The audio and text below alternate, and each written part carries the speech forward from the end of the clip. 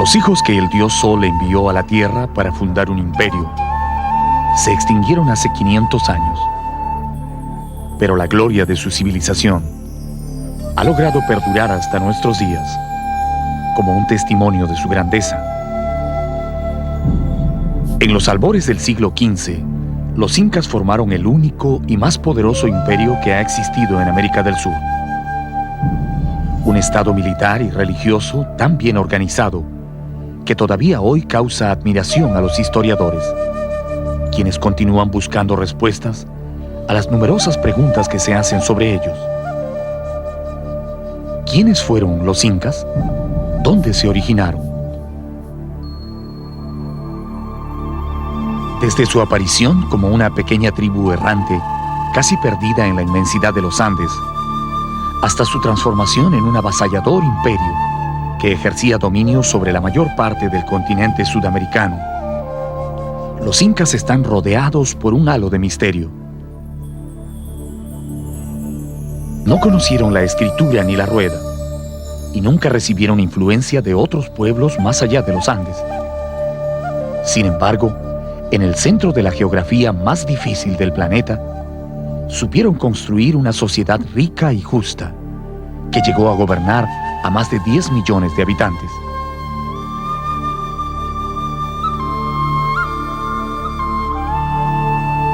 Las tradiciones más antiguas hablan de 14 grandes gobernantes que fueron sucediéndose uno tras otro en la compleja tarea de forjar el estado que llamaron Tahuantinsuyo. Desde Manco Cápac, el héroe fundador, hasta Atahualpa, el último de sus emperadores, los incas fueron uno de los pueblos de más rápido crecimiento que ha existido en la historia. Pero así como su desarrollo fue fulgurante, también lo fue su caída. Su apogeo duró menos de 100 años. El invencible Tahuantinsuyo, que había derrotado a todos los ejércitos que osaron enfrentarlo, se derrumbó repentinamente a manos de un pequeño grupo de conquistadores llegados desde el otro lado del mundo.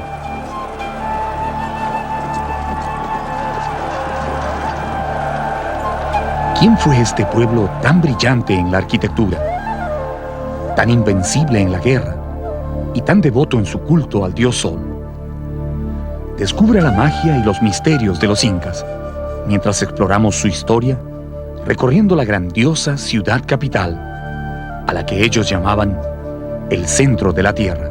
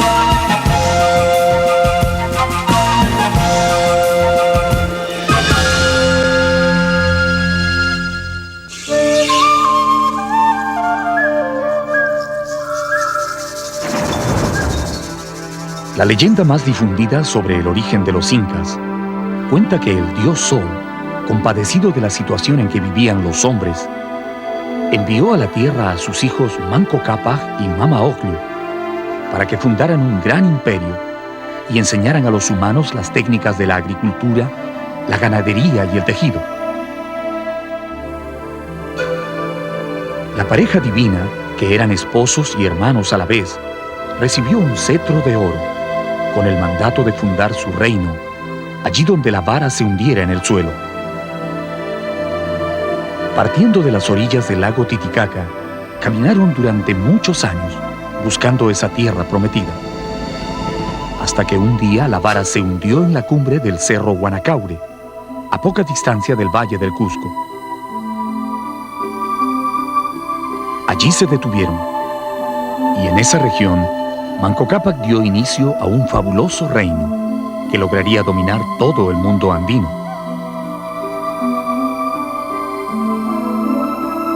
Fue el escritor mestizo Inca Garcilaso de la Vega el primero que dio a conocer esta leyenda a comienzos del año 1615, como parte de un libro titulado Los comentarios reales de los incas. Es un hermoso relato, pero algunos historiadores creen que no es una verdadera tradición andina, sino una creación literaria de Garcilaso, que intentaba darle al origen de sus antepasados incas un aura de gloria y misterio que fuera atractivo para los lectores europeos. Yo creo que el Manco Cápac y Mama Ocllo fue, me temo, un invento de Garcilaso, porque le parecía muy bonito, que una pareja fundante, y para Garcilaso no hubo cultura antes. Entonces, eso sabemos que no es así. Para mí, el que me da más parece realmente andino es el de los hermanos Ayar. A 65 kilómetros al sur del Valle del Cusco, en el centro de un frío paisaje andino, hay un cerro que tiene 4 extrañas grutas excavadas en la roca. Se llama Tamputojo. En su base descansa una enorme piedra finamente labrada con asientos y plataformas, típicas de la época incaica. Este es el escenario de una leyenda que no tiene autor, pero que se fue transmitiendo de generación en generación entre los descendientes de los incas. El mito de los hermanos Ayar. El mito dice que de estas misteriosas grutas nacieron un día 4 poderosos hermanos, acompañados de sus respectivas mujeres.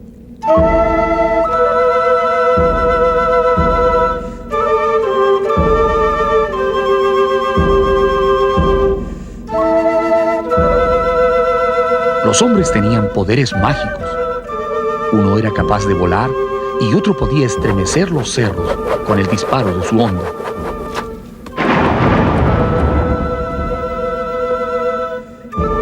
Tan pronto emergieron de las cuevas, Ayarmanco, Ayaruchu, Ayarcachi y Ayarauca, que así eran sus nombres, iniciaron un épico viaje hacia el Valle del Cusco.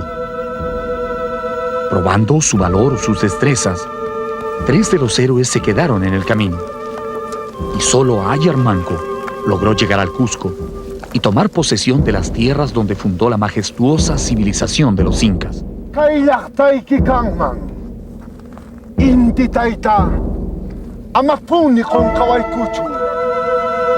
Esta leyenda es la que más entusiasma a los historiadores que estudian el nacimiento de este pueblo, porque menciona lugares y sitios que hasta hoy existen y que todavía son muy respetados por los habitantes del Cusco. Sin embargo, el verdadero origen de los incas continuará perdido para siempre en el misterio de los tiempos. Lo único que queda claro en los 2 relatos es que la etnia de los incas no fue oriunda del Cusco, sino que llegó a esa tierra después de una larga travesía. La mayor parte de los estudiosos suponen que no fueron oriundos del Cusco.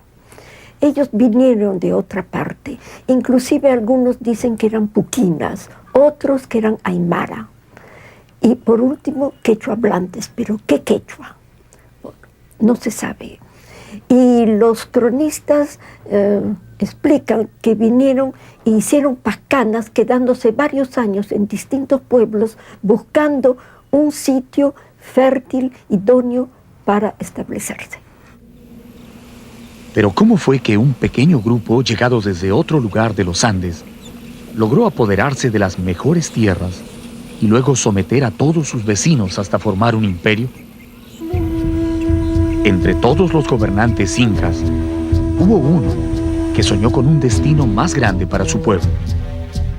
Cuando él llegó al poder, los cusqueños dejaron de ser una aldea para convertirse en un pueblo que marcaría una profunda huella en la historia.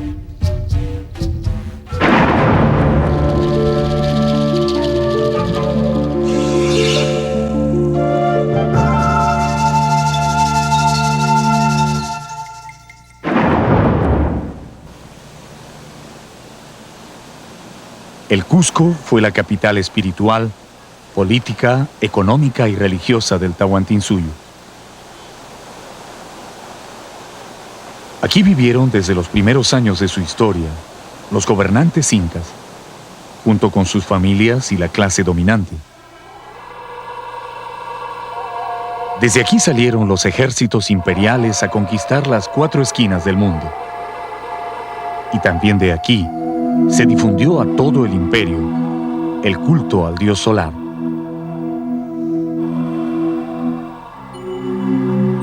Dicen que una de las primeras preocupaciones del Inca Pachacútec, después de vencer a los chancas, fue remodelar totalmente el Cusco, que en ese momento no era más que un rústico pueblito de casas muy sencillas, agrupadas en las laderas de los cerros. Pachacútec diseñó la nueva ciudad, dándole la forma de un gran puma, el animal sagrado de los pueblos andinos.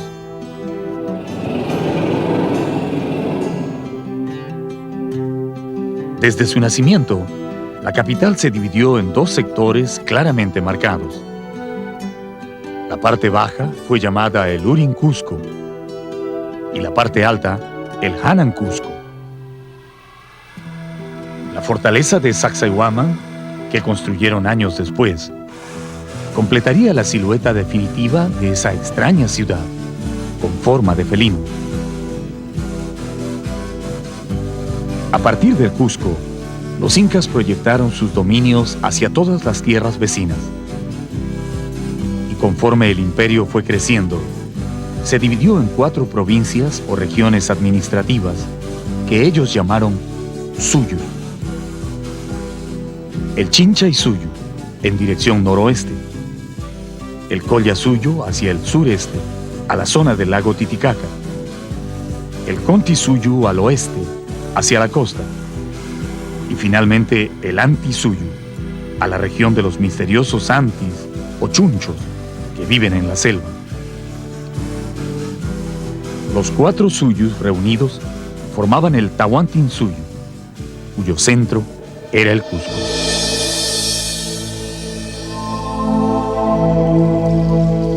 Durante el gobierno de Pachacútec, el Cusco se convirtió en una hermosa metrópoli que albergaba a más de 100,000 habitantes. Sus calles, palacios y plazas bien delineadas causaban la admiración de los visitantes que llegaban desde las más alejadas regiones del imperio. Pero dicen que era el templo del Coricancha lo que más atraía a los foráneos. Según los cronistas, fue Pachacútec Inca Yupanqui el que mandó construir este santuario dedicado al dios Sol, y el que lo dotó de tantos adornos y objetos de oro y plata, que el pueblo lo bautizó con el nombre de Coricancha, que en quechua significa recinto de oro.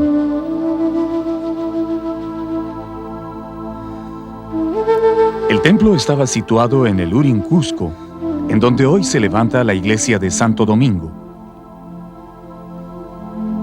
Sus muros eran de piedra finamente labrada, hasta cierta altura, y luego continuaban con adobe, rematando en un artesanal techo de paja.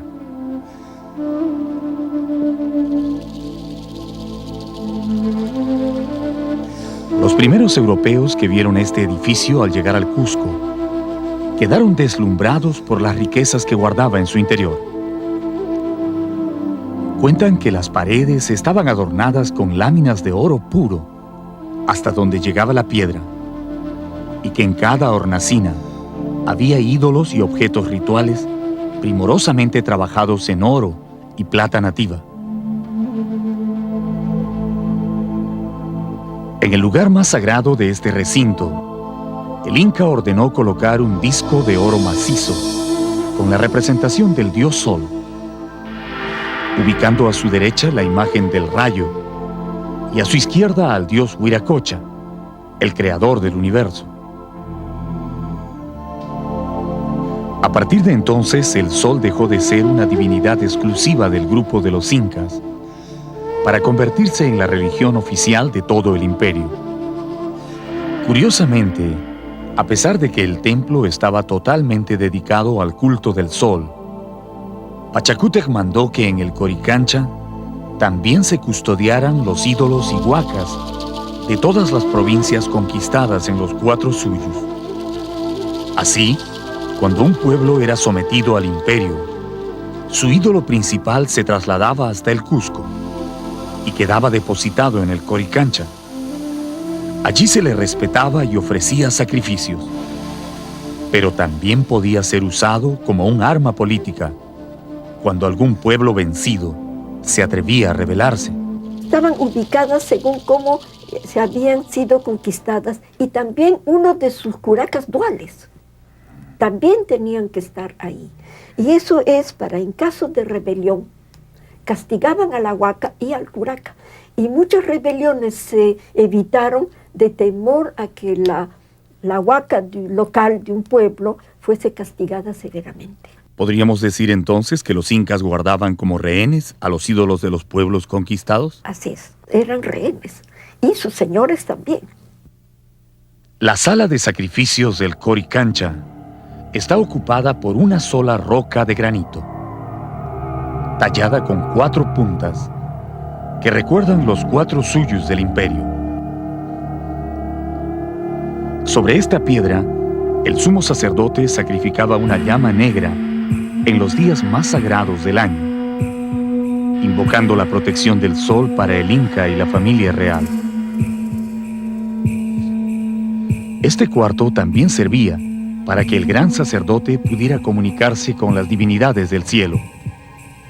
Aquí se apartaba del mundo para beber extraños alucinógenos, hasta caer en un trance durante el cual el sol hablaba por su boca, anunciando los acontecimientos del futuro.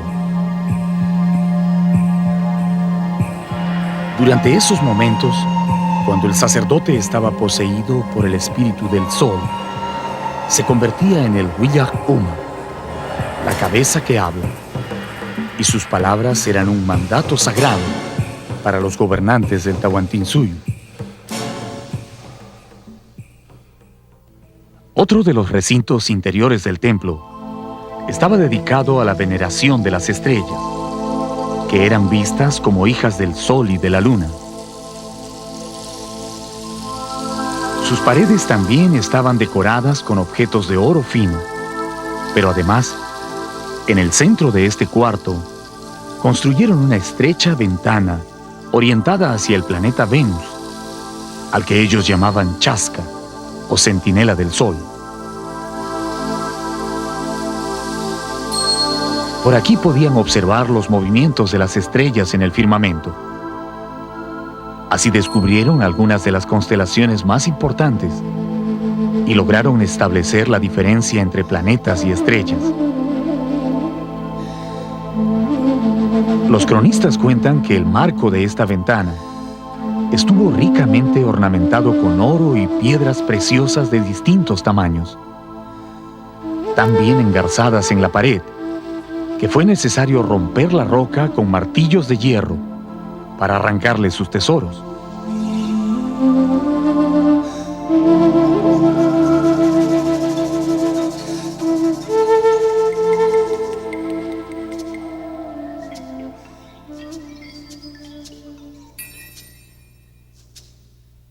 En los años posteriores a la conquista, los sacerdotes dominicos que se instalaron en el Coricancha mandaron cubrir los muros incas con una gruesa capa de yeso, sobre la cual pintaron diversos motivos religiosos. Su intención era hacer olvidar a los indios el antiguo significado del santuario. El yeso ocultó temporalmente al gran templo del sol, pero no logró vencer al tiempo. Después de medio milenio, la cobertura colonial casi ha desaparecido totalmente, pero las piedras se mantienen tan firmes como las dejaron sus constructores. Bajo las hermosas torres y claustros del convento de Santo Domingo, el Coricancha duerme para siempre. Sus recintos están vacíos y silenciosos, pero aún guardan el recuerdo de los días de gloria del Tahuantinsuyo, cuando el Inca se paraba en el patio principal y llenaba esta pileta de roca con la chicha sagrada, para que su padre, el sol, al pasar a mediodía sobre el Cusco, pudiera detenerse un instante a calmar su sed, antes de continuar su recorrido por el cielo.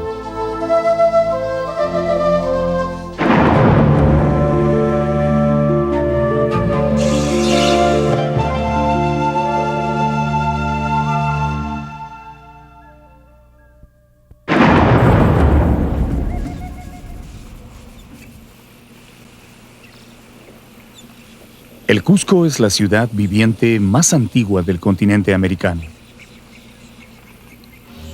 Nació en la noche de los tiempos, en una época que no es posible precisar, y ha existido sin interrupción durante siglos, manteniendo inconmovible su presencia en el mundo andino.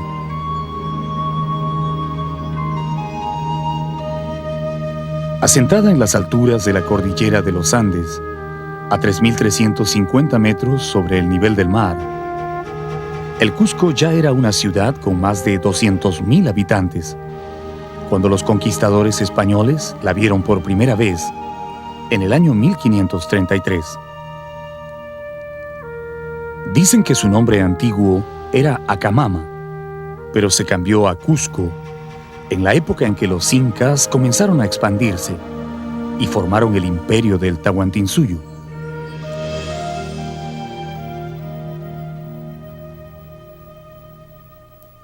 Los reyes incas dividieron su imperio en 4 partes y pusieron como punto o centro la ciudad del Cusco, que en lengua particular de los incas quiere decir ombligo de la tierra.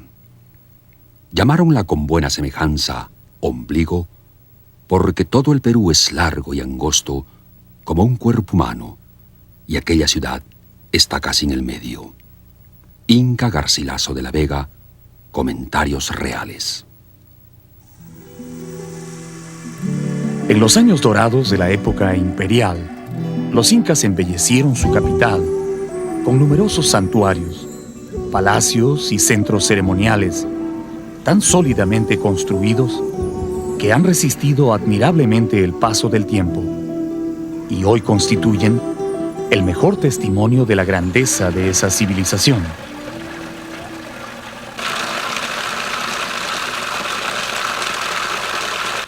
Actualmente, cualquiera que visite el Cusco puede ver tantas construcciones provenientes del pasado inca que no podrá dejar de preguntarse: ¿cuánto tiempo tomó levantar todos estos edificios? ¿Y quién ordenó hacerlo?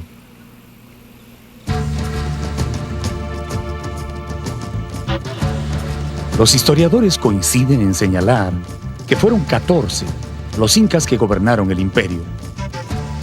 Sin embargo, la mayor parte de esos incas pertenecen al mundo de la leyenda o la imaginación, porque no hay nada que pueda probar que realmente existieron. Desde Manco Cápac hasta Huiracocha, todos son incas míticos, y solo los 5 últimos corresponden al periodo que se denomina histórico, del cual hay testimonios comprobables.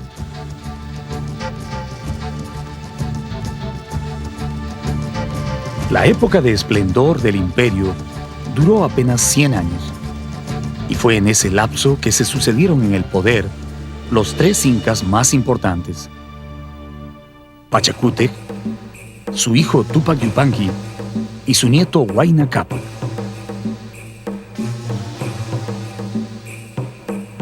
Todo lo que podemos apreciar en nuestros días como herencia de los incas fue construido durante el mandato de esos 3 gobernantes, que se conoce como el siglo de oro del imperio, y está comprendido aproximadamente entre los años 1430 y 1525. Pachacútec fue el gran iniciador. Tupac Yupanqui el conquistador de los más grandes territorios, y Huayna Cápac el estadista que organizó y dio forma al imperio.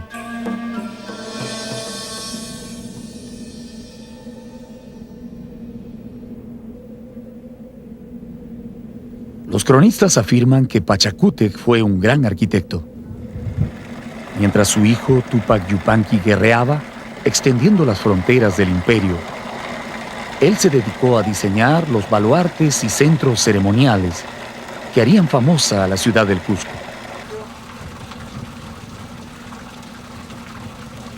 Sus construcciones fueron monumentales y casi siempre tuvieron un carácter ritual.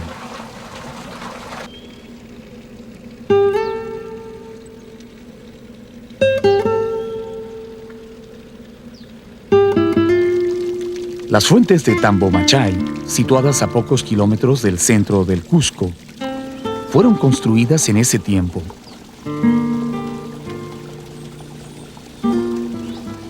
Eran parte de un gran santuario donde se rendía culto al agua y a donde los gobernantes incas se retiraban a descansar en determinadas épocas del año.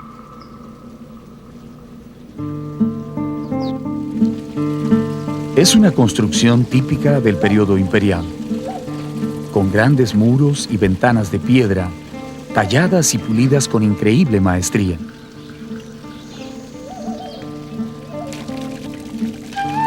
Nadie ha podido descubrir de dónde viene el agua de estas fuentes. Lo que sí se sabe es que nunca se termina. Durante todo el año traen la misma cantidad y siempre es agua limpia y pura.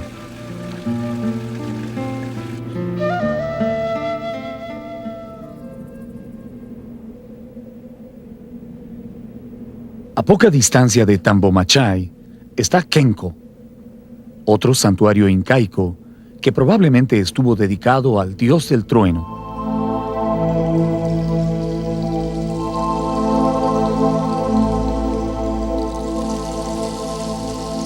En el centro de este lugar se levanta una gran roca que antiguamente fue esculpida con imágenes de pequeños sapos y monos, pero que luego fue destruida en el tiempo de la colonia por los sacerdotes extirpadores de idolatrías, que no deseaban dejar nada que recuerde a los antiguos dioses de los indios.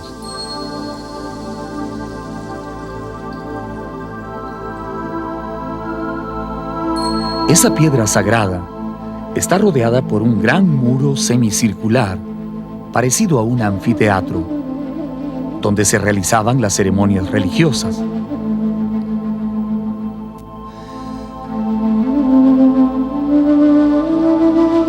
Cuentan que las hornacinas servían para colocar a las momias de los incas difuntos o de antepasados importantes, que siempre eran invitados a participar en los rituales.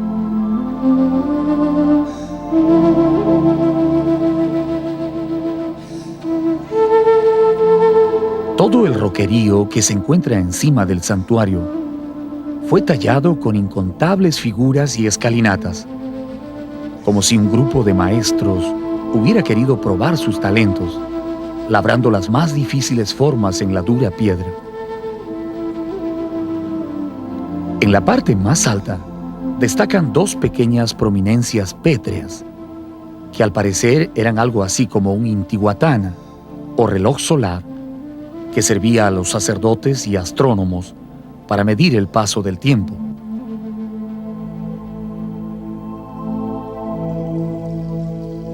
Curiosamente, durante el solsticio de invierno, los primeros rayos de sol que llegan a Kenko caen sobre estas rocas, formando una extraña figura que parece un puma con los ojos brillantes.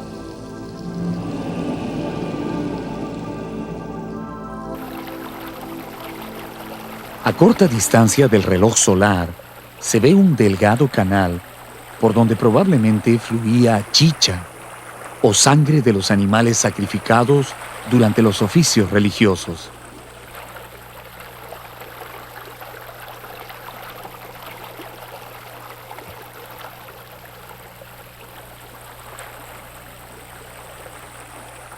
En la parte baja el canal se divide en 3 pequeños ramales.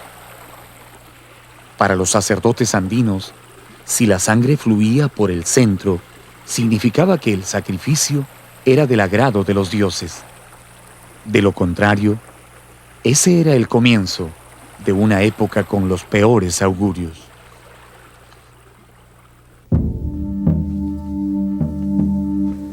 Un estrecho corredor, excavado en la roca viva, pasa por debajo del santuario, internándose en las profundidades. Probablemente de allí deriva el nombre de Kenko, que significa laberinto.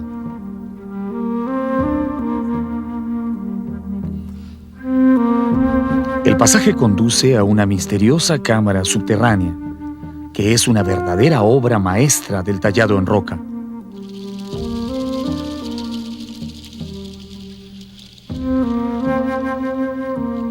Como si la piedra fuera una materia sencilla para sus manos, los alarifes incaicos la cortaron como quisieron, formando alacenas, escalones y un gran altar de sacrificios. La mesa ceremonial servía para embalsamar los cadáveres de los nobles y personajes importantes. Pero también se han encontrado huellas de sacrificios humanos que se realizaban en secreto en las profundidades de Kenko.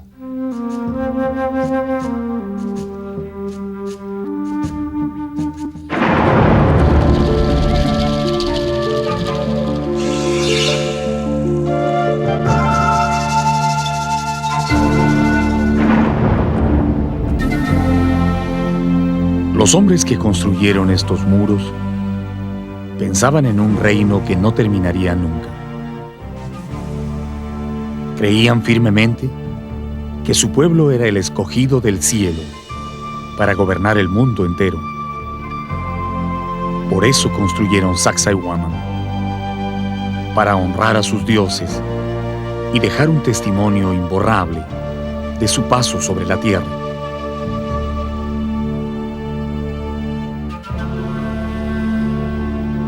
Hacia el año 1450 de nuestra era, Pachacútec Inca Yupanqui, el 9º gobernante de los incas, ordenó iniciar la construcción de un imponente santuario, con el que quería celebrar las victoriosas guerras de conquista de su hijo Túpac Yupanqui.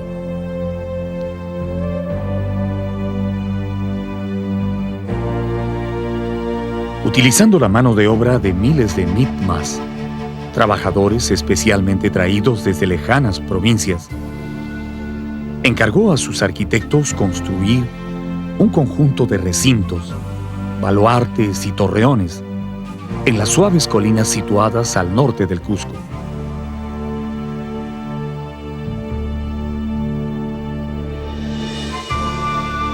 Esas construcciones tenían también el objetivo de concluir el diseño de la ciudad.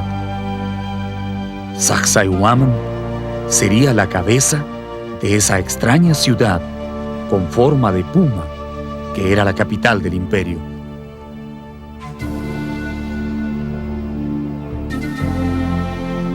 Los trabajadores iniciaron la obra en el tiempo de Pachacútec, pero el Inca no llegó a haber terminado el trabajo.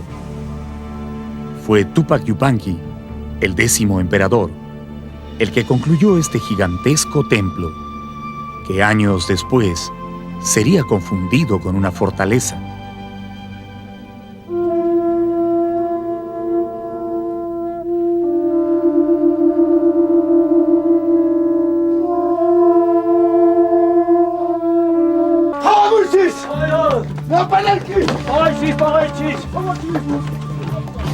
En el año 1535, cuando los conquistadores ya habían capturado el Cusco, Manco Inca, el Inca nombrado por los españoles, decidió rebelarse y levantó un gran ejército con el que logró sitiar la ciudad por varios meses.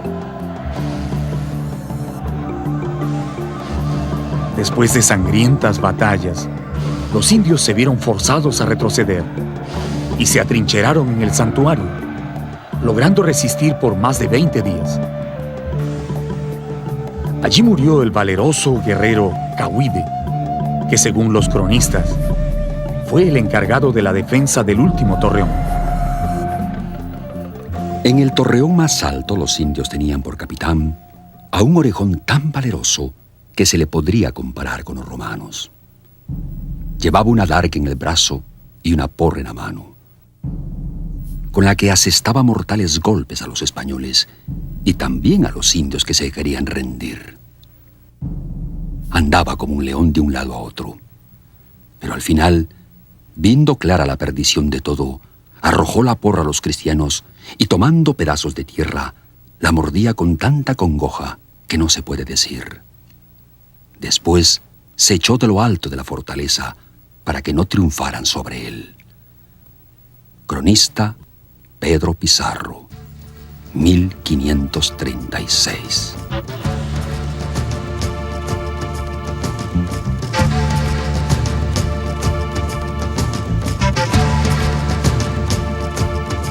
Para los conquistadores que presenciaron esa batalla, Sacsayhuaman quedaría en el recuerdo como la fortaleza donde resistieron los indios, y así la describieron en sus crónicas. Solo los naturales sabrían para siempre que fue en el gran santuario el lugar donde terminó la rebelión de Manco Inca.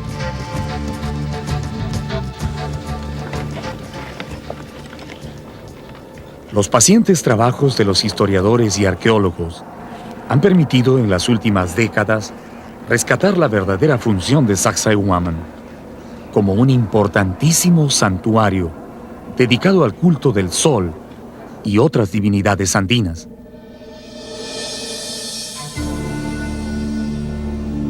En su época de mayor esplendor, el Cusco no tenía necesidad de una fortaleza para defenderse, y no era una costumbre de ellos construirlas.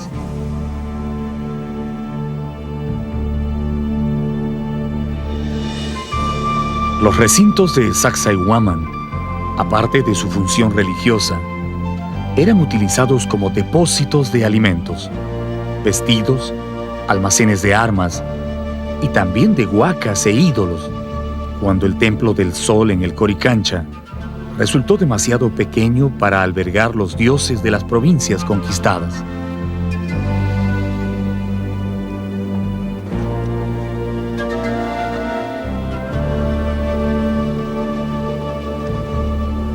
Las excavaciones arqueológicas realizadas en la parte alta del conjunto dejaron al descubierto las bases de los torreones de los que hablan las crónicas antiguas.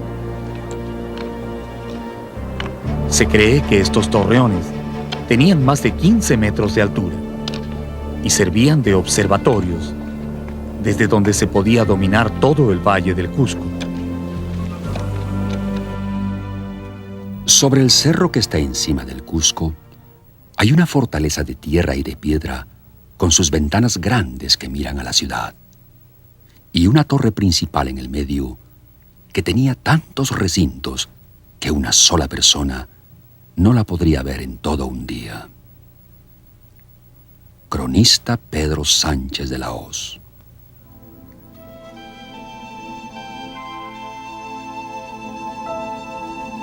Desde la primera vez que lo vieron, los conquistadores quedaron pasmados ante las dimensiones y belleza de Sacsayhuaman.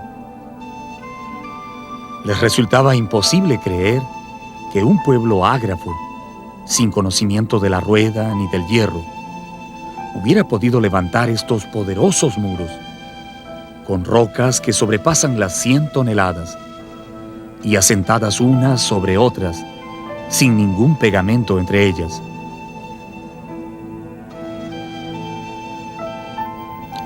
Al que las ha visto y mirado con atención, le hacen imaginar y aún creer que son hechas por vía de encantamiento y que las hicieron demonios y no hombres, porque la multitud de piedras tantas y tan grandes como las hay causa enorme admiración.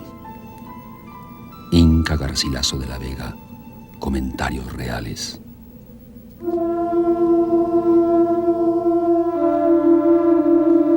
Como la mayoría de las construcciones del imperio, la arquitectura de Sacsayhuaman se caracteriza por dos cosas: Es sólida y de líneas sencillas.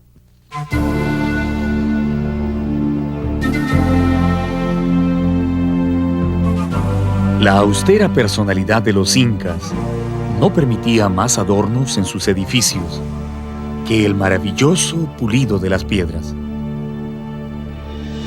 Aun cuando otros pueblos anteriores a ellos, como Chavín o Tiahuanacu, decoraron sus santuarios con esculturas y estelas, los incas prefirieron un estilo sobrio, pero resistente en su arquitectura.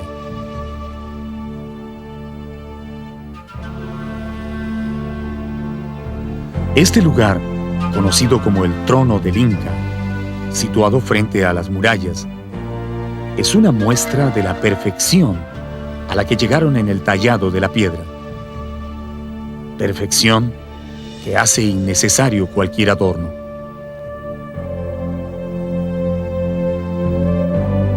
En conjunto, viene a ser, en cuanto a esculturas, la escultura que a mi juicio es la de más fino acabado y que les habría demandado mucho tiempo para trabajar, porque esta es una escultura hecha en piedra diorita, y la diorita es más dura que la andesita y la caliza, por lo tanto, aquí han tenido que hacer un trabajo muy fino. ¿Qué tipo de herramientas pudieron haber utilizado para lograr esta perfección en los cortes de la piedra? El Museo Inca de Cusco exhibe las plomadas, las barretillas, las barretas, inclusive unos cinceles de bronce de toda dimensión, y luego el frotamiento que remata todo el acabado de la superficie de estas esculturas.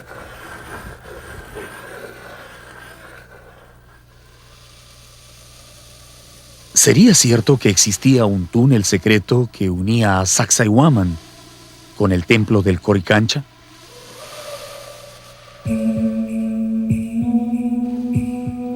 Dicen que era un inmenso pasaje que corría bajo la ciudad y que se construyó para permitir la huida de los incas en el caso de peligrar la capital.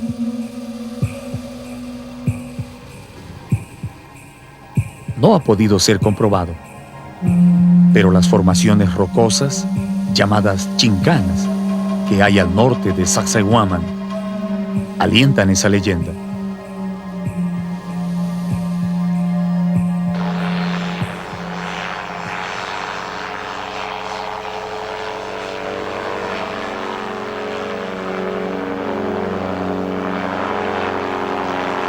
Utilizando un pequeño motor delta con forma de cóndor, nos elevamos sobre Sacsayhuaman para mirarlo desde el aire. Desde aquí son visibles los 3 grandes muros en forma de zigzag que sostienen las terrazas y plataformas del templo. ¿Tendría algún significado especial la forma dentada de estos muros? Algunos historiadores creen que representa al rayo, una deidad que también era sumamente importante para los incas. Sacsayhuaman se construye exactamente como un templo dedicado al rayo. Está representado justamente el rayo bueno, o sea, el que trae la lluvia, y el rayo malo, el que trae el granizo.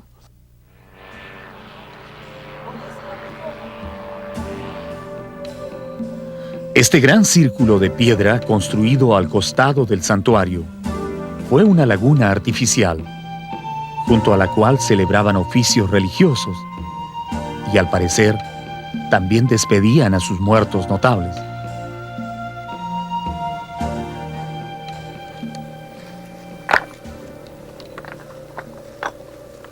Recientemente, los arqueólogos han descubierto muy cerca de la antigua laguna un cementerio bastante grande, con tumbas de hace 500 años, que contienen restos de cerámicas y adornos metálicos que utilizaban las mujeres de la nobleza en el tiempo de los incas.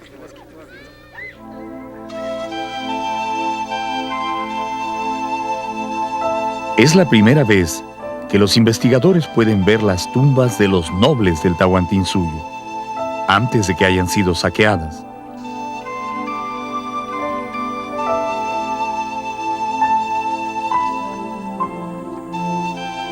Estas agujas o prendedores se llamaban tupus y los usaban las mujeres para sujetar sus mantas.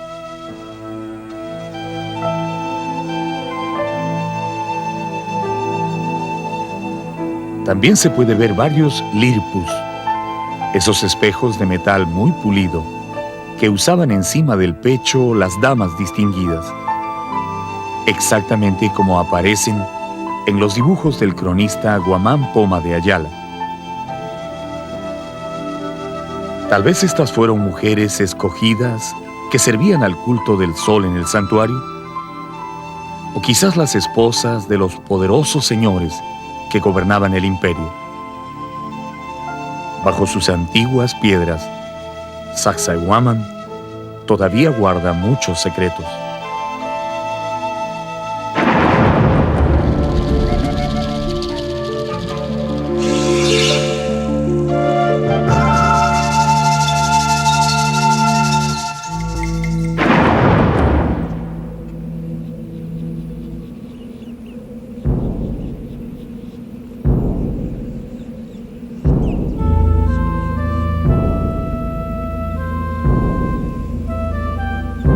Cada uno de los nevados y montañas del Cusco tiene su propio nombre.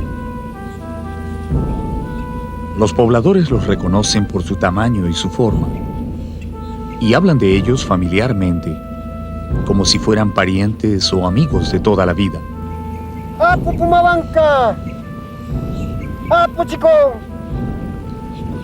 Durante incontables generaciones, la gente del campo ha dirigido la vista a estas grandes montañas, invocando su protección o solicitando su permiso para sembrar la tierra.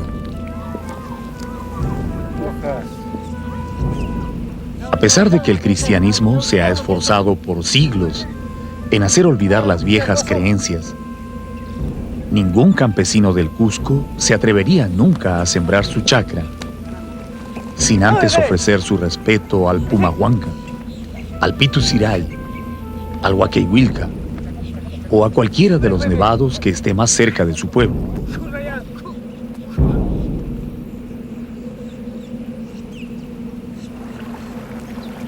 Al pie de las venerables montañas discurre apaciblemente el Huilcamayo, el río sagrado de los incas, al que en castellano también le dicen Vilcanota.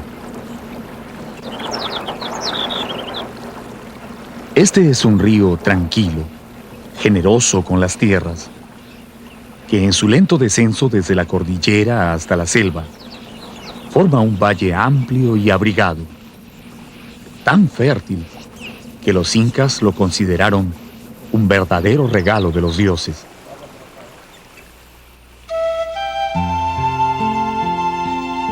Aquí desarrollaron una intensa actividad agrícola. Desde las riberas del río hasta lo alto de los cerros, ordenaron construir andenes o terrazas superpuestas, especialmente diseñadas para no desaprovechar ni un solo pedazo de tierra. Y allí fueron sembrando sus plantas, de acuerdo a las variaciones de la temperatura, desde maíz en la parte baja, hasta quinoa, papas y habas en los andenes más altos.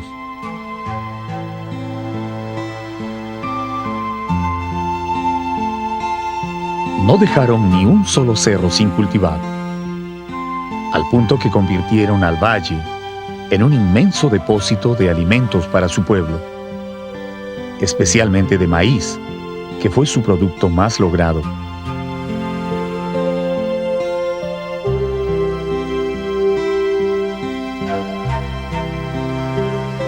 En el sector comprendido entre el pueblo de Pisac y Machu Picchu, los incas dejaron tantos andenes en plena producción que si volvieran a ser utilizados, resolverían totalmente el problema alimentario en todo el sur del Perú.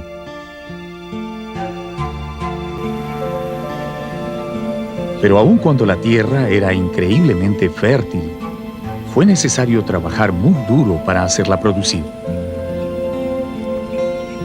El Valle Sagrado es una muestra de la extraordinaria determinación de los antiguos peruanos, que sin más herramientas que unos cuantos palos y azadones rústicos, lograron producir tanta comida que fue suficiente para ellos y aún les alcanzó para usarla como elemento de negociación con otros pueblos.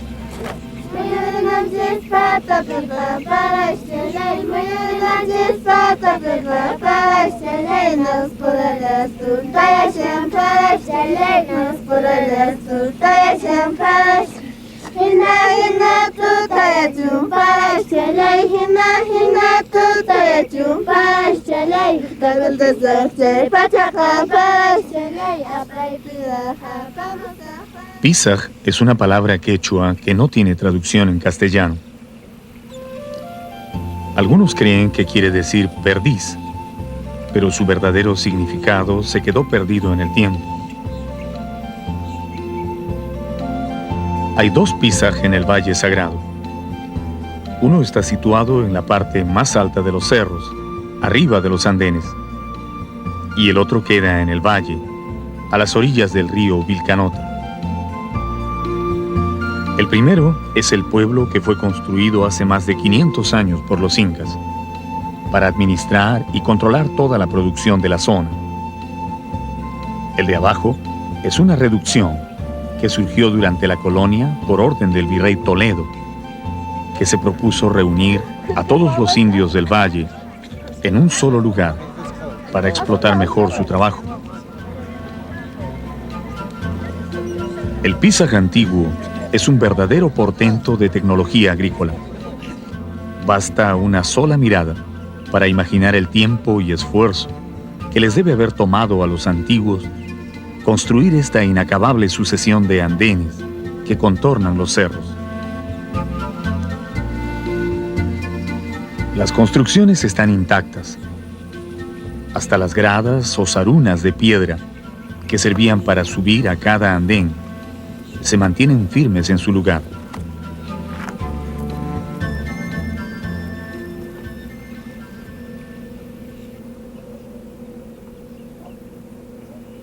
El sector de viviendas ocupa buena parte de la montaña que domina todo el conjunto. Y detrás de ella se encuentra el antiguo cementerio de Tancana Marca, un impresionante barranco en el que colocaban a sus muertos, aprovechando las oquedades de las rocas.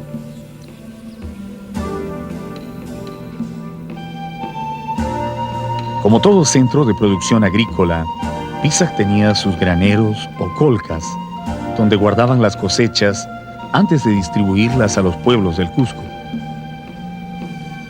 Estos depósitos están situados estratégicamente en los flancos de los cerros, donde el viento sopla día y noche, lo que garantizaba una buena conservación de los productos. Y por si hubiera alguien que intentara acercarse a robar en las colcas, los agricultores tenían instalados varios torreones de vigilancia, con gente armada que miraba desde las alturas, cuidando el producto de su trabajo.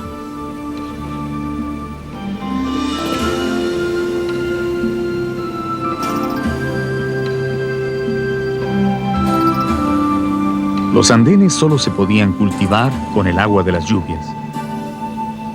Si no había lluvia, no había comida. Entonces era necesario hacer constantes sacrificios y pagos a la madre tierra y a los apus o montañas tutelares para atraer el agua.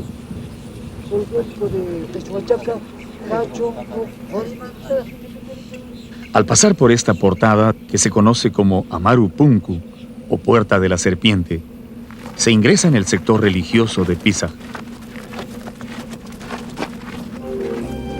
Se trata de un impresionante conjunto de salones, cuartos y pequeñas plazas construidos con bloque de roca arenisca, asentados y pulidos con extraordinaria maestría. Aquí se reunían los sacerdotes para ofrecer sus sacrificios durante todo el año, pidiendo el milagro de la lluvia para sus tierras. De ellos dependía la vida en el valle.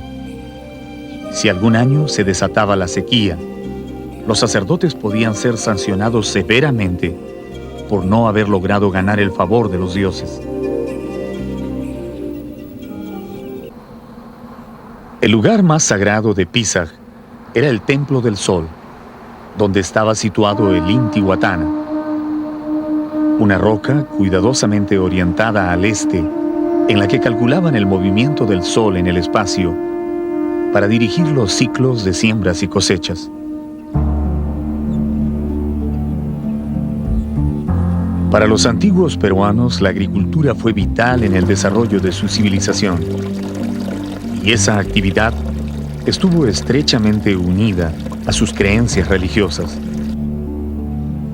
A lo largo del Valle Sagrado, los andenes y los adoratorios están siempre juntos. Los hombres ponían el trabajo, pero eran los dioses quienes decidían si la tierra daría sus frutos.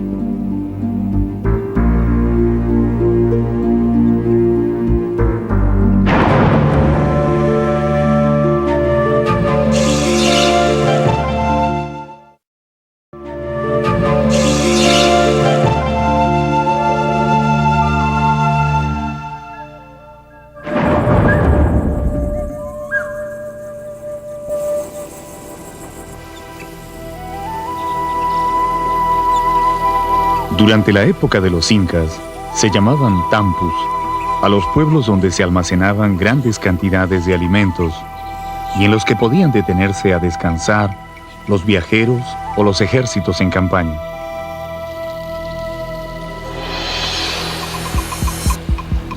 Dicen que en ese tiempo, ninguna persona viajaba por placer o por negocios propios.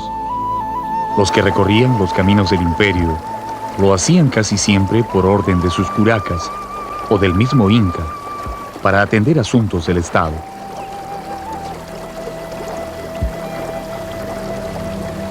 Los tampus servían de lugar de descanso para esos viajeros y por supuesto eran también centros de control entre una y otra región.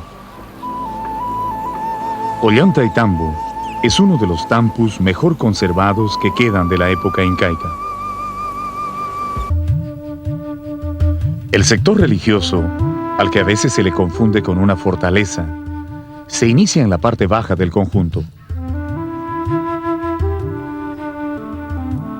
Aquí se ven las casas de piedra, adobe y paja en las que vivieron los sacerdotes y las mujeres escogidas para el servicio del sol.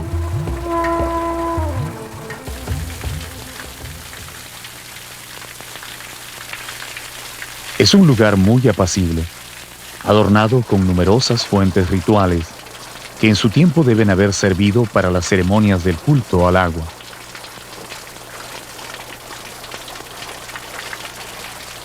Cada una de estas fuentes fue labrada en roca con sus propias características y diseños. Pero sin duda la más hermosa es la que se conoce como la Fuente de la Ñusta, hecha de una sola roca y decorada con la forma de una portada.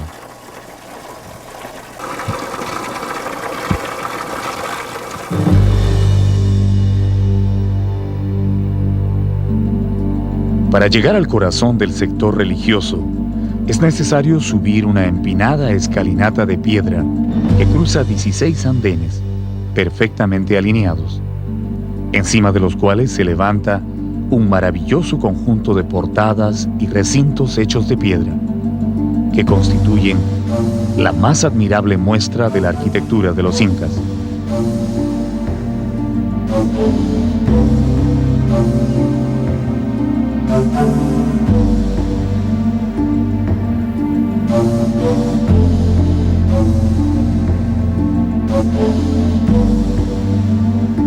Una monumental pared de 20 metros de longitud, adornada con 10 hornacinas, marca el ingreso al lugar más sagrado de Ollantaytambo.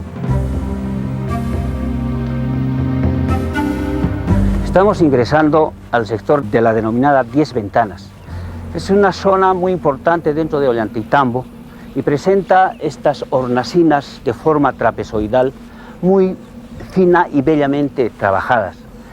Este trabajo indudablemente corresponde a los realizados en la época inca, probablemente en la época que corresponde a Pachacútec. Cada una de estas hornacinas corresponderían a lo que viene a ser justamente sectores donde se haya podido colocar algunas ofrendas de los visitantes o de las personas que iban a ingresar a este sector sagrado. Estas 10 ventanas están orientadas hacia el norte, que corresponde a este famoso valle denominado del Patacancha, que es uno de los tributarios principales hacia el río Vilcanota. Como se puede apreciar, todas estas estructuras, cada uno de estos mampuestos son finamente trabajados, ¿no? Pulidas, ¿no? Y todo este material indudablemente corresponde por este tipo de arquitectura a un sector eminentemente de carácter ceremonial o religioso.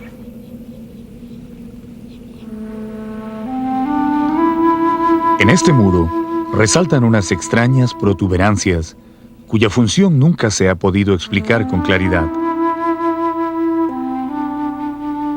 Algunos creen que fueron las muestras que dejaron los picapedreros para señalar todo el trabajo que debieron realizar al pulir las piedras. Pero otros consideran que son más bien los puntos de apoyo donde amarraban las sogas para jalarlas y acomodarlas en su lugar.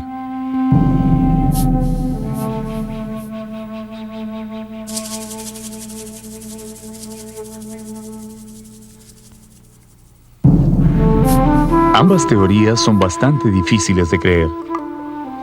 La verdadera función de estas protuberancias, que además solo se ven en algunas rocas, es un secreto que se llevaron a la tumba los arquitectos de Ollantaytambo.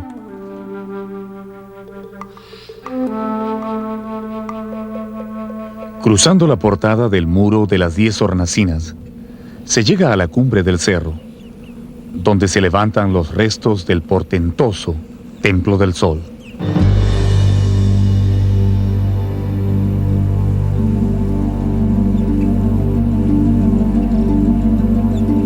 Aquí, los adjetivos son insuficientes para describir la obra de los antiguos peruanos.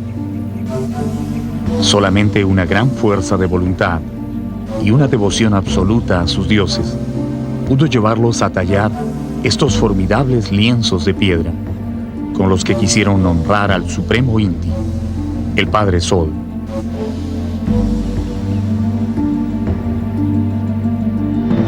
Las 6 rocas de pórfido rojo que forman este espléndido muro miden un poco más de 4 metros de alto y se calcula que pesan entre 60 y 70 toneladas cada una.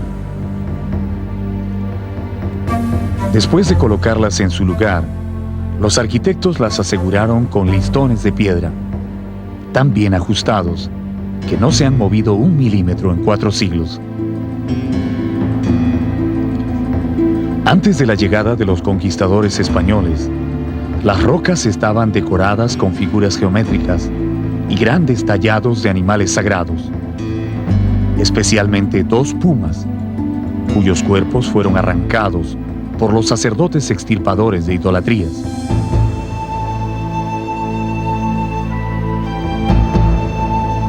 Se afirma que este templo aún no había terminado de construirse cuando llegaron los invasores europeos. Alrededor del muro principal se pueden ver muchas rocas ya cortadas y pulidas, esperando ser ubicadas en su posición final, y otras subidas sobre pequeñas rampas, tal vez a punto de ser levantadas. El templo estaba diseñado para ser el más grande y suntuoso del Tahuantinsuyo. Los historiadores calculan que aquí debieron trabajar miles de obreros durante varias décadas antes que la obra fuera paralizada. ¿De dónde trajeron estas rocas tan enormes? ¿Cómo las llevaron hasta la cumbre del cerro? ¿Qué herramientas utilizaron para cortarlas? La construcción es tan portentosa que algunos quieren creer que no es una obra humana. Sin embargo, las huellas del trabajo están a la vista.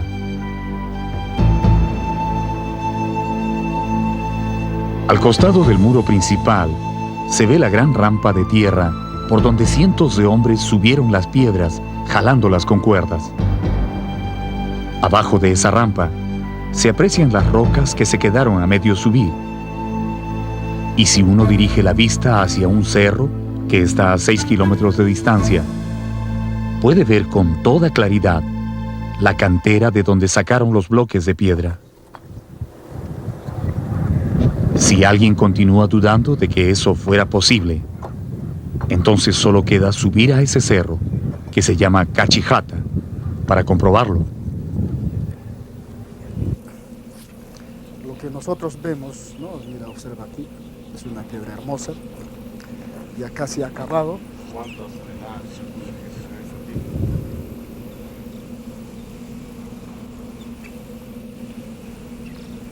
Cuando uno visita la cantera de donde se sacaron las piedras para construir Ollantaytambo, recién se puede dar cuenta del enorme esfuerzo que significó para los constructores incas arrancar las piedras desde este cerro y llevarlas hasta el sitio donde levantaron sus monumentos.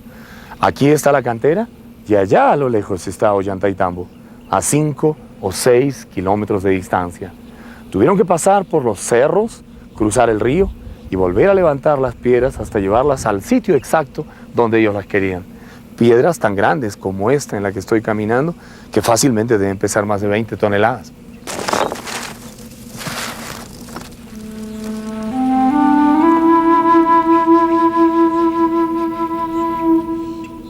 En Cachijata hay cientos de rocas cortadas y listas para ser llevadas a Ollantaytambo, y muchas otras que estaban en proceso de extracción. Pero en la ruta entre la cantera y la obra se encuentran las rocas más interesantes, aquellas que se quedaron a medio camino cuando la construcción fue repentinamente suspendida. A estas piedras, los campesinos las llaman las rocas cansadas y les guardan mucho respeto.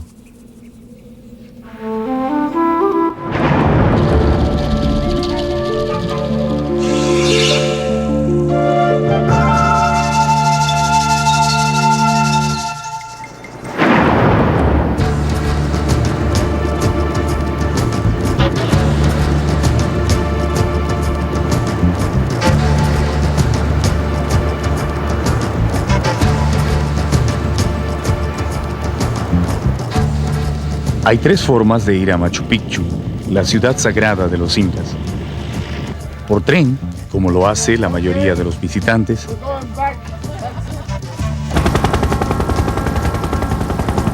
En la comodidad de un helicóptero que realiza el viaje en menos de 45 minutos. Y por tierra, caminando como lo hacían los antiguos peruanos.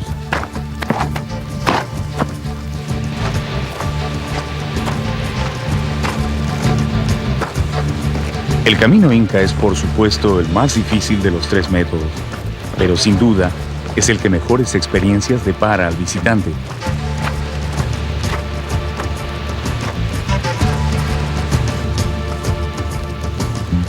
Durante el siglo XV, en la época de mayor expansión del imperio, los incas mandaron construir una extensa red de caminos que cubría más de 30.000 kilómetros sobre las montañas, valles y llanuras de su inmenso territorio. Algunos de esos caminos ya existían desde épocas remotas, pero los quechuas ordenaron ampliarlos, empedrarlos y dotarlos de puentes, tambos y depósitos de alimentos para atender a los viajeros.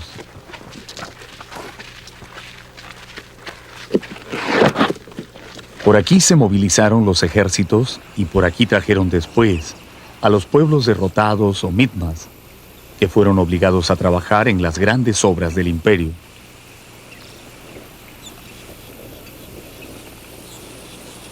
En los lugares donde los ríos impedían el paso, construyeron puentes realmente increíbles, utilizando solamente la quechua o paja de las punas.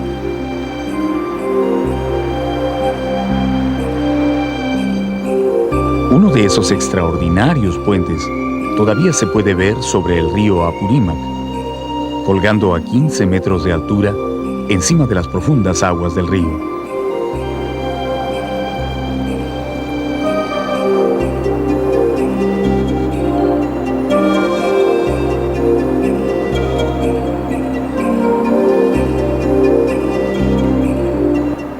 Se le conoce con el nombre de Queshuachaca, o puente de paja, y verdaderamente está hecho solo con paja, sin ningún trozo de metal o madera.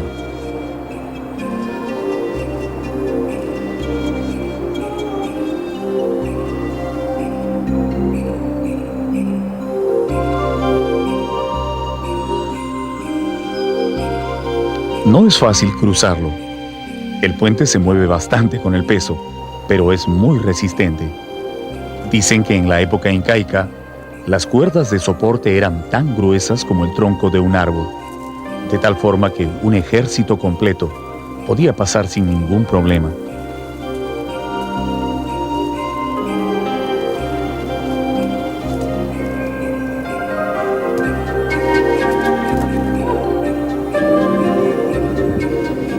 El camino que lleva a Machu Picchu baja desde las Punas a 3.600 metros sobre el nivel del mar, hasta las cálidas tierras de la Ceja de Selva, donde el río Urubamba cambia de nombre para llamarse Vilcanota.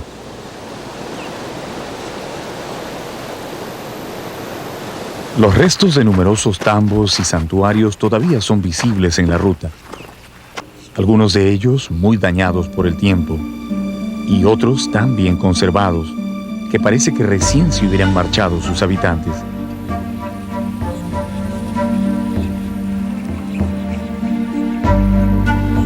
La neblina es un compañero inseparable de los caminantes. Le da un aspecto fantasmal a los antiguos edificios incas.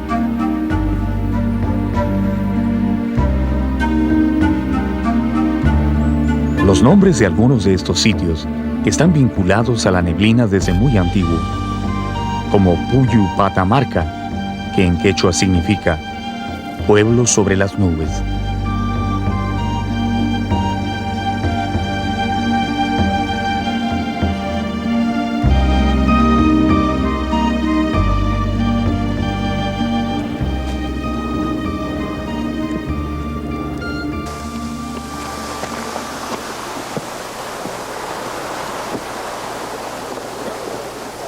Conforme se avanza hacia la ceja de montaña, las cascadas se hacen más numerosas,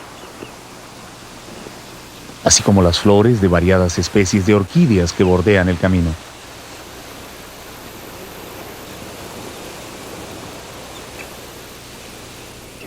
Los constructores incas hicieron un trabajo a conciencia en su red vial. Cada una de las piedras y escalinatas de este camino ha resistido 4 siglos de duro trajín y todavía se mantienen firmes en su lugar.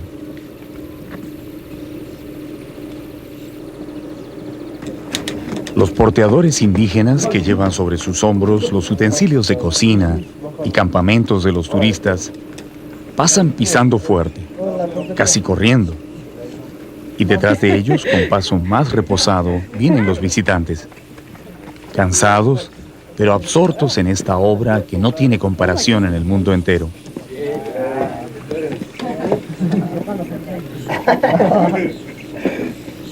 El camino inca no conoce desviaciones.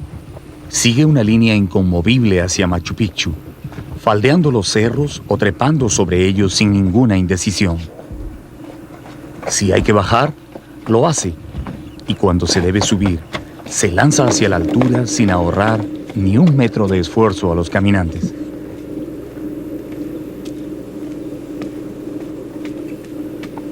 La red de caminos que mandaron a construir los señores incas entre las montañas son un verdadero alarde de ingeniería y diseño, pero también una maravillosa muestra de la habilidad que tenían para trabajar la piedra, como esta escalinata que tenemos aquí en las cercanías de Puyu Patamarca. A través de estos caminos se podía unir al Cusco con Machu Picchu, pero también los caminos permitían unir ciudades tan lejanas como Cusco y Quito solamente en el lapso de 10 días, más o menos el mismo tiempo que tarda en llegar la correspondencia en nuestro tiempo. Esta escalinata que tenemos acá está maravillosamente labrada en la roca viva. Son gradas que van ascendiendo lentamente hacia la parte alta de la montaña y han sido cinceladas, cuidadosamente labradas en la peña, en la roca. Quitan el aliento, pero vamos a subirlas.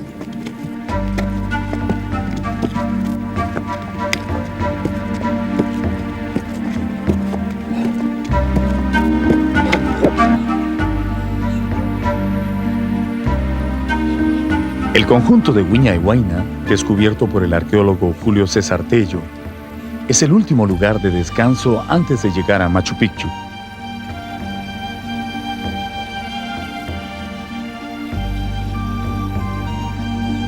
Se trata de un conjunto de edificaciones circulares de típico estilo imperial, en las que se puede encontrar templos, torreones de vigilancia, fuentes y muchos recintos que sirvieron de vivienda a los administradores de los trabajos agrícolas.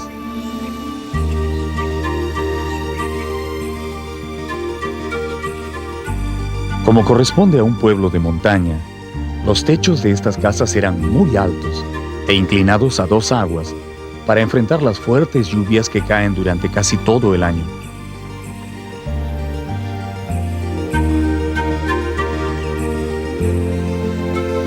Hasta ahora son claramente visibles las rocas especialmente perforadas, incrustadas en la estructura, donde se amarraban las vigas de soporte de los techos, que también debían resistir los vientos huracanados de la zona.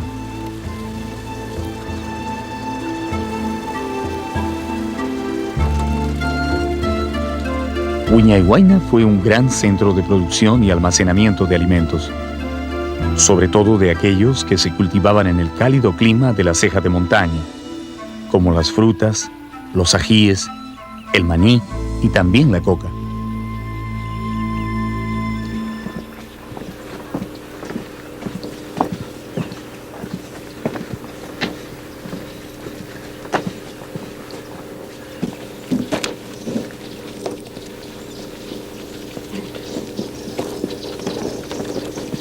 Una escalinata de 125 grados es el último desafío para llegar a Inti Punku, la Puerta del Sol, la entrada oficial a Machu Picchu para los que llegan por el camino inca.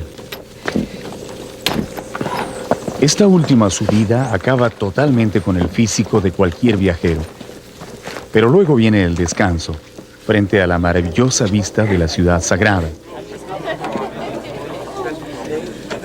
Bueno, por lo menos debe venir, a menos que toque un día nublado. Y entonces no hay más remedio que esperar hasta que salga el sol, escuchando esa babel de lenguas en que se convierte Inti Punku a las 6 de la mañana de cualquier día del año.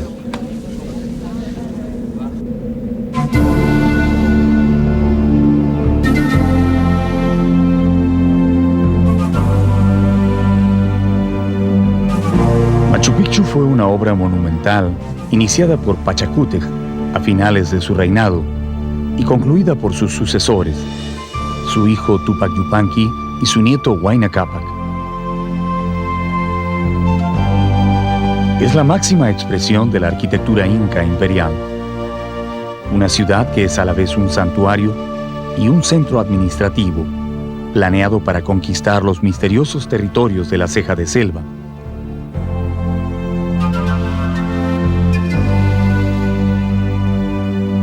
La ciudad se divide en varios sectores bien definidos.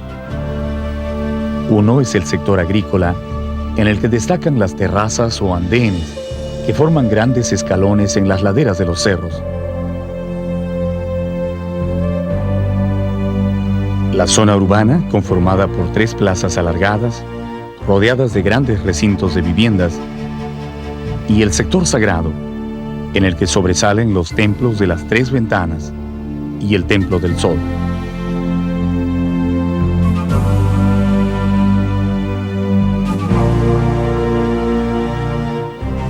En la cima de todo el conjunto reposa el Intihuatán, o reloj solar, desde donde podían vigilar el movimiento del Sol en su viaje por el cielo.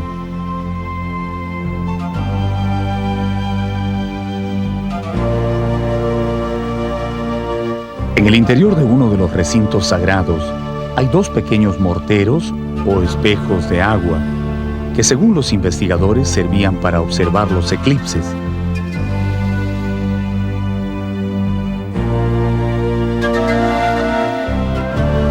Desde que fue dada a conocer al mundo entero en el año 1911, Machu Picchu es la ciudad prehispánica más visitada del Nuevo Mundo. No hay un solo día del año en que los turistas no suban a visitarla. colmando sus plazas y santuarios con sus pisadas y el sonido de sus voces. Esa es la vista a la que ya nos hemos acostumbrado en nuestro tiempo. Pero, ¿cómo se vería Machu Picchu en su época de gloria?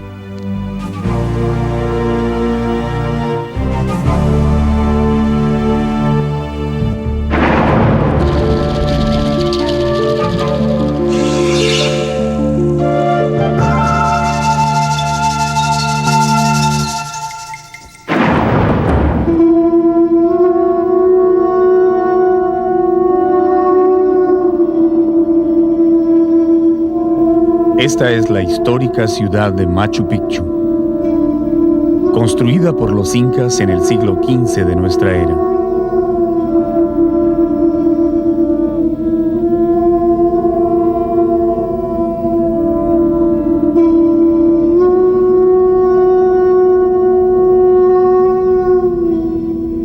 Entre los palacios y recintos de esta antigua ciudad, se escucha ahora el sonido de los pututos llamando a reunión.